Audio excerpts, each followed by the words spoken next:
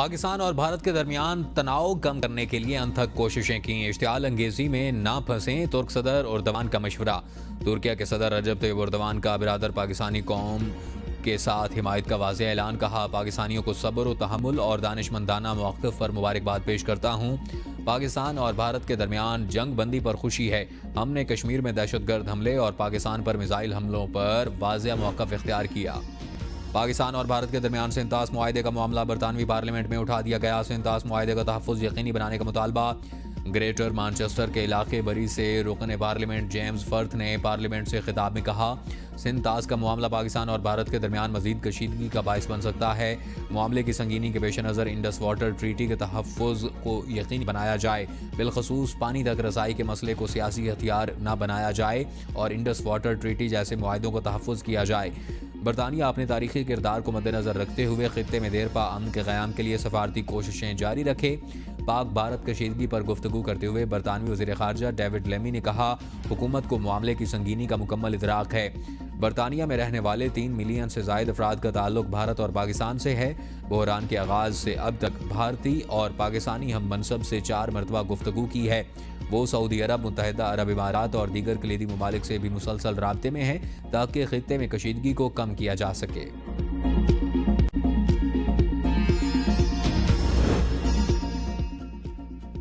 سنتاس معاہدے کی خلاف ورزی جنگی اقدام تصور کیا جائے گا، ہم بات چیت کے ذریعے خطے کے معاملات کا حل چاہتے ہیں۔ نائب وزیر اعظم و وزیر خارجہ اسحاق ڈار کا CNN کو انٹرویو، کہا ہمارے جوابی حملوں کے بعد امریکہ کو احساس ہوا کہ کشیدگی بڑھ سکتی ہے۔ ہفتے کو امریکی وزیر خارجہ مارکو روبیو نے بھارتی وزیر خارجہ اور مجھ سے رابطہ کیا تھا۔ مارکو روبیو نے کہا، بھارت جنگ بندی کے لیے تیار ہے، کیا آپ آمادہ ہیں؟ میں نے کہا کہ اگر بھارت دوبارہ جارحیت کا آغاز نہ کرے تو ہم نہیں کریں گے۔ بھارت نے عملی طور پر دیکھا کہ پاکستان بھارت فضائیہ کے درمیان کیا ہوا اور ہم پہلی بار بھارتی جارحیت کا رد عمل دے رہے تھے۔ بھارت کو احساس ہوا کہ ان کا اندازہ غلط تھا اور انہیں کتنا نقصان ہوا۔ مودی کے دن گنا جا چکے، اب فیصلہ بھارتی عوام کریں گے۔ بھارت سے مذاکرات میں پانی، کشمیر اور دہشت گردی پر بات چیت ہوگی۔ وزیر دفاع خواجہ آصف کی پارلیمنٹ ہاؤس کے باہر میڈیا سے گفتگو، کہا مودی پر پارلیمنٹ کے اندر اور باہر تنقید کا سیلاب آیا ہوا ہے۔ مودی نے اپنے خطاب میں چیزوں کو سمیٹنے کی بڑی کوشش کی، لیکن چیزیں اتنی بکھر چکی ہیں کہ وہ سمیٹ نہیں سکے گا۔ بھارت سے مذاکرات کے ایجنڈے میں 3 چیزیں ہیں۔ دہشت گردی ایجنڈے کا ایک حصہ ہے، دنیا اب خود فیصلہ کرے۔ پاکستان 25 برسوں سے دہشت گردی کا نشانہ ہے اور الزام بھی ہمارے اوپر لگایا جا رہا ہے۔ ہم گزشتہ 25 برسوں سے بھارت کے خلاف مشرق اور مغربی محاذ پر جنگ لڑ رہے ہیں۔ بھارت کی دہشت گردی کے ثبوت کینیڈا اور امریکہ میں بھی موجود ہیں۔ پاکستان مودی کے اشتعال انگیز اور نفرت انگیز بیانات مکمل طور پر مسترد کرتا ہے۔ پاکستان سنتاس معاہدے کے تحت اپنے حقوق کی حفاظت کے لیے ہر ضروری اقدام کرے گا۔ ترجمان دفتر خارجہ کہتے ہیں کہ دنیا خطے میں امن اور استحکام کے لیے کوششیں کر رہی ہے۔ ایسے وقت میں یہ بیان غلط معلومات اور سیاسی مفاد پرستی پر مبنی خطرناک اقدام ہے۔ پاکستان خود بھارت کی سرپرستی میں ہونے والی دہشت گردی کا شکار ہے۔ پاکستان ہمیشہ مسئلہ کشمیر کے پرامن حل کا حامی رہا ہے۔ مسئلہ کشمیر کا حل اقوام متحدہ کی قراردادوں اور کشمیری عوام کی خواہشات کے مطابق ہونا چاہیے۔ مسئلہ کشمیر جنوبی ایشیا میں عدم استحکام کی ایک بڑی وجہ ہے۔ ہمارے امن کے لیے عزم کو کبھی بھی ہماری کمزوری نہ سمجھا جائے۔ مستقبل میں کسی بھی جارحیت کا بھرپور جواب دیا جائے گا۔ بھارت کسی غلط فہمی میں نہ رہے۔ ہم آئندہ دنوں میں بھارت کے اقدامات اور طرز عمل کا بغور جائزہ لیتے رہے ہیں اور لیتے رہیں گے۔ بھارت کا پاکستان کا بھارتی جارحیت کا جواب محتاط اور صرف فوجی تنصیبات کے خلاف تھا، ترجمان نے کہا۔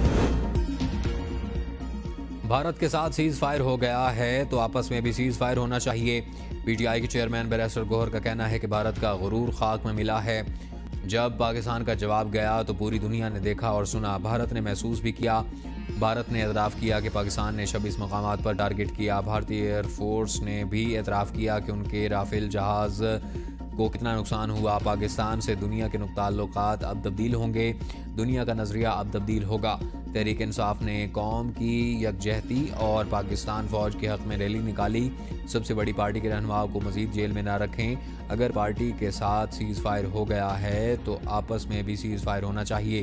بانی PTI اور بشرا بیبی کی رہائی ہو، یہ لیڈروں پر مقدمات اور پکڑ دھکڑ کے لیے ختم ہونا چاہیے۔ خوشی کی بات ہے کہ بہنوں کو بانی P T I Imran Khan سے ملاقات کی اجازت ملی۔ جنید اکبر کا استعفیٰ موصول نہیں ہوا ہے، خبر ملی کہ انہوں نے دے دیا۔ بھارت کا ایجنڈا صرف پاکستان نہیں پورا خطہ ہے، پاکستان نے دفاعی جنگ لڑی اور کامیاب ہوا۔ مولانا فضل الرحمان کہتے ہیں کہ آل پارٹیز کانفرنس بلائی جائے اور ان حالات میں متنازع مسائل کھڑے کرنے ملکی یکجہتی کے لیے مفید نہیں۔ تنقید نہیں، تجاویز ہی دوں گا۔ دنیا نے سمجھ لیا کہ پاکستان اتنا کمزور نہیں جتنا وہ سمجھ رہے تھے۔ 10 مئی کے بعد صورتحال کو صرف پاکستان کے لحاظ سے نہیں دیکھ رہے۔ پاک بھارت جنگ میں مغربی ٹیکنالوجی ناکام، ایشیائی ٹیکنالوجی کامیابی سے ہمکنار ہوئی۔ پاک چین دوستی کا اس مرحلے پر جو اظہار ہوا اس نے بہت اچھا منظر پیش کیا۔ حالیہ الیکشن میں کشمیری عوام کے رد عمل نے مودی کی کمر توڑ دی اور مودی نے پہلگام کے ذریعے ہندوتوا کارڈ کھیلنے کی کوشش کی۔ بھارت کے پاس پانی روکنے کی صلاحیت نہیں ہے، پانی کی فراہمی معمول کے مطابق جا رہی ہے۔ وزیر اطلاعات عطا تارڑ کہتے ہیں کہ جنگ بندی پر عمل درآمد ہو رہا ہے اور بھارت کو اس معاہدے سے پیچھے نہیں ہٹنے دیں گے۔ معاملات میں پیش رفت ہو رہی ہے کہ بھارت نے رامانی اور مودی کے بارے میں ہوئے وزیراعظم کی تقریر کی بھارتی فضائیہ کا مورال ڈاؤن ہو چکا۔ مسئلہ کشمیر پر دنیا بھر میں بات چیت ہو رہی ہے کہ یہ ہماری کامیابی ہے اور ٹرمپ کا مسئلہ کشمیر کے حل کرنے کا کہنا بھارت کو ہضم نہیں ہو رہا۔ بھارت میں دوبارہ حملہ کرنے انہیں دل دے کے نکھاریں گے رخ برگ گلاب، ہم نے گلشن کے تحفظ کی قسم کھائی ہے۔ مارکہ حق میں مسلح افواج کے 11 جوان وطن پر قربان، 40 شہری شہید، قوم کا شہداء کو خراج عقیدت۔ آئی ایس پی آر نے شہداء اور زخمیوں کی تفصیلات جاری کر دیں۔ 6 اور 7 مئی کی درمیانی شب بزدل بھارتی فوج نے سویلین پر وحشیانہ حملے کیے، 7 خواتین اور 15 بچوں سمیت 40 سویلین شہید ہوئے، زخمیوں میں 10 خواتین اور 27 بچے بھی شامل۔ مادر وطن پر قربان ہونے والوں میں آرمی کے 6 اور فضائیہ کے 5 اہلکار شامل۔ شہید ہونے والوں میں نائک عبدالرحمان اور نائک وقار خالد شامل، لانس نائک دلاور خان، اکرام اللہ، سپاہی عدیل اکبر اور نثار بھی وطن عزیز پر قربان ہوئے۔ پاک فضائیہ کے اسکواڈرن لیڈر عثمان یوسف، چیف الیکشن ٹیکنیشین اورنگزیب بھی مارکہ حق کے دوران شہید ہو گئے اور سینئر ٹیکنیشین نجیب، سینئر ٹیکنیشین مبشر اور کارپورل ٹیکنیشین بابو شامل۔